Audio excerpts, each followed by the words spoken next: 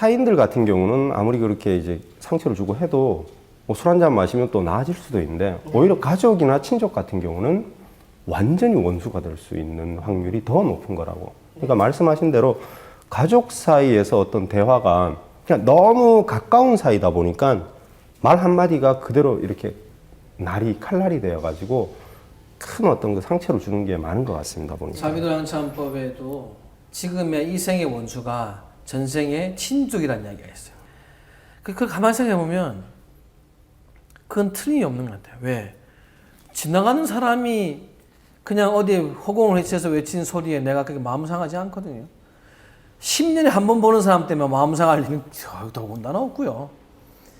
주로 가장 가까이 보고 늘 함께 한다 할 때는 이제 마음에서 이제 그 서로가 이제 무장해제하고 갖고 마음이 열려 있잖아요. 그래서 그 사람들 속에서 어쩌면 말 한마디가 폐부에 가장 깊숙하게 들어올 수 있는 거예요.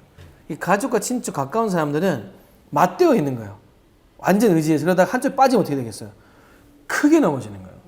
그래서 친족 간에서 한번 마음의 상처가 생기고 또 그리고 한번 오해가 생기면 풀기가 굉장히 어려운 거죠. 왜냐하면은 충격이 커요. 의지했기 때문에 누구의 잘못을 떠나서 내가 이 사람 때문에 어이구 땅바닥에 확 넘어졌다는 생각이 들면은 얼마나 상처가 커요. 그래서 어려운 거예요. 또 그리고 항상 친족 간에는 말을 하고 난 뒤에 조금은 생각을 좀 가져야 돼요. 이걸 안 하면 친족들은 이렇게 10마디 중에 5가지의 상처가 있어도 표가 안 나다가 10개가 채워지면 이제 날 거예요. 크게 나는 거죠. 그때는 이제 그렇죠. 수습하고 되돌리기가 너무 어려워서 저도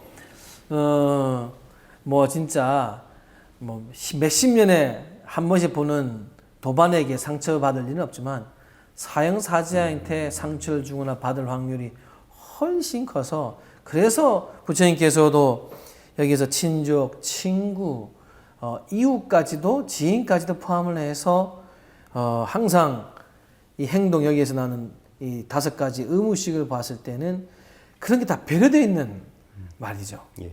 참 그런 것 같습니다. 가족 같은 경우는 그렇게 상처를 주고 상처를 받고 했음에도 불구하고 내가 저 사람을 평생 안 보고 살아야겠다라고 해도 핏줄이다 보니까 그렇죠. 쉽지가 않죠. 또 소식이 들려와요. 어디 사는지 또 알게 되고 어떻게 사는지 알게 되고 참 그 가족이 그래서 너무 어려운 것 같아요. 보면. 이런 가족 간의 문제에 대해서도 참 많은 분들이 스님께 좀 고민을 털어놓지 않으실까 싶은데요. 오셔서 가장 가슴 아픈 경우의 대부분은 가족입니다. 그리고 친구. 순서로 따지면 가족이 1번. 현대사회에서는 이제 친구에게 얻는 그 마음의 상처들이 크죠. 네. 저는 이런 말을 해요. 중마고우라 그러고 이제 뭐 진짜 친한 친구, 믿을 수 있는 친구라고 했을 때 기준을 뭐로 삼을까? 저는 내가 10가지 중에 5가지에 대한 신뢰가 있는 친구를 만나면 그거는 전생에 내가 선업을 어마어마하게 쌓았다 생각합니다. 왜냐하면 5대5 되기가 어렵다. 남의 마음이잖아요. 내 마음 속에서 내가 배반을 많이 하는데 아니 남의 마음에서 5가지의 신뢰가 생겼다고 하는 것은 정말 2가지 중에 1가지의 신뢰가 있고 1가지는 아닌 것만 해도 이거는 저는 이런 말을 3가지 정도 그 친구다 생각하면 내가 10마디 했을 때 10가지 중에 이 친구가 3가지 정도 나와 뜻이 같으면 누군가에게도 이 사람 나의 친구입니다 라고 당당히 이야기를 해라. 즉 7가지가 내 뜻에 부합되지 않는다고 해서 친구를 버린다면 이 세상에 스스로 혼자 있을 것이다. 친구가 없겠네요. 그럼. 그리고 가족도 마찬가지죠. 네. 가족이라고 하는 분들도. 그래서 제가 그분들에게 항상 계속 관계를 이런 식으로 이야기를 해줘요. 가족이라고 하는 것이 전생의 이 생 잘못 가지면 다음 생에 그렇게 보기 원수가 되기 크다. 경제에도 늘어와 있고 기쁨을 준 만큼 확실히 슬픔을 주는 사람 대상은 맞다. 그래서 마음가짐을 가족이라 생각하면은 아플 수도 있다는 걸 좀 가졌으면 좋겠다는 거. 그게 단순히 왜 아플 수 있느냐? 그를 통해서 기쁨도 있기 때문에. 관계라고 하는 것은 혼자 맺어지는 게 아니잖아요. 또 그리고 지인이나 친구 서로가 좋을 때 어깨 동무하고 하지만 조금 싫다고 해가지고 그냥 이렇게 멀리 한다면 늘 그 사람은 혼자일 것이고, 혼자인 사람 속에서는 물론 이런 문제는 없겠지만은 어쩌면 스스로가 스스로를 그 어느 누구보다 더 강하게 괴롭힐 것이고. 그래서 생각을 내가 지인 같은 경우는 세 가지만 내 삶의 때 30%만 맞아도 그는 정말 그래도 신뢰할 친구만 하다 라고 마음을 낮추고 5대5는 기대하지 말고 웬만하면 기대하지 말고, 그래서 조금은 내가 생각한 친구의 기준이라든지 가족에서의 그 기준을 낮출 때 상처가 적게 생기지, 상처의 대부분이 너 당연히 이렇게 해야 되는 거 아니냐 이거야. 내가 너한테 얼마나 해줬는데. 그렇죠. 이것 때문이거든요. 내가 너를 어떻게 해줬는데, 내가 저번에 이렇게 했는데, 결국은 원수를 만들자는 것밖에 더 되냐 이거예요. 이 세상에 싫은 사람 많이 가진 사람이 편할 일은 천만부당입니다. 네.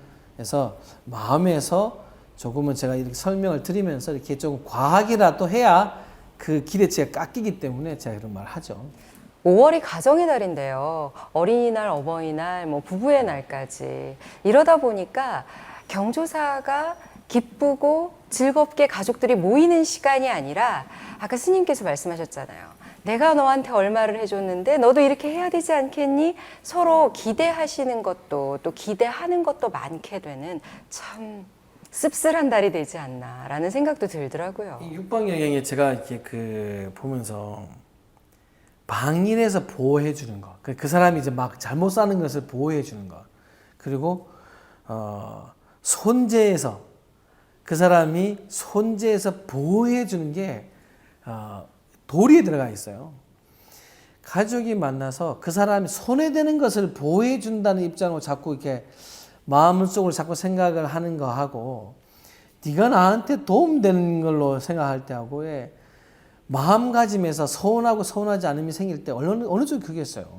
잘못되지 않도록 자꾸 누군가 접어주고 있는 사람, 이게 친족, 친구, 그리고 그 세상 속에 말한 지인이라는 사람들.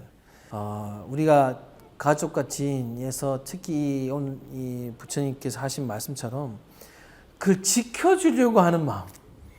가족에서 가장 필요한 거는 서로가 서로를 지켜주려고 하는 마음을 좀 강하게 더 많이 가진다면 싸움 나를 일이 적지 않을까. 그러니까 날 지켜라 하지 말고 지켜주려고 하는 마음을 자꾸 생각을 떠올려야지 덜 서운하고, 그래도 내가 가족으로서 내가 오빠고 누나고 언니고 그래도 너의 선배로 섰을 때 뿌듯함이 있지, 너 나 좀 도와줘라는 후배와 선배가 많아서야 인생에 뿌듯함이 있겠습니까?